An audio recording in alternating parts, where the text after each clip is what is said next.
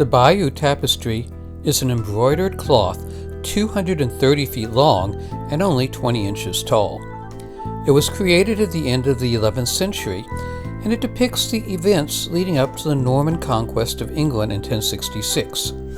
This was led by William, Duke of Normandy, challenging Harold II, King of England, and culminating in the Battle of Hastings. The story goes that William had ransomed Harold after he'd been captured, and in return, Harold promised William that when the sickly King Edward III, the current King of England, died, Harold would support William's claim to the English throne. When Harold told Edward of the promise, King Edward wasn't happy about it, saying he wanted Harold to be King of England. And so, when Edward died, Harold became King of England. When William found out that Harold had broken his promise to make him king, William decided to invade England, setting sail with a fleet of about 1,000 ships at the end of September of 1066.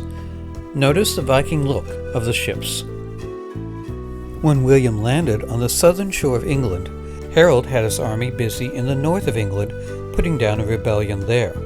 William had the time to feed and refresh his troops, while Harold had to force his already tired army to march nearly 300 miles south to meet the new foes.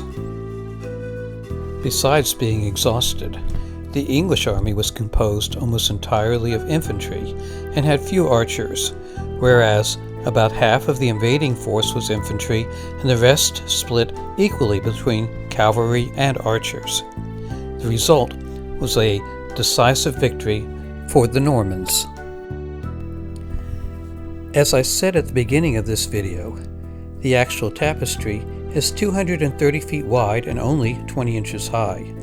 These photos and the accompanying animated video are taken on the Viking cruise ship Mars, which uses them as stairwell illustrations. The ship also has a museum of artifacts, including these helmets and this representation of a Viking ship. Created in 1096, the tapestry was lost to history until the 18th century. At times, it was in possession of Napoleon and of the Nazis.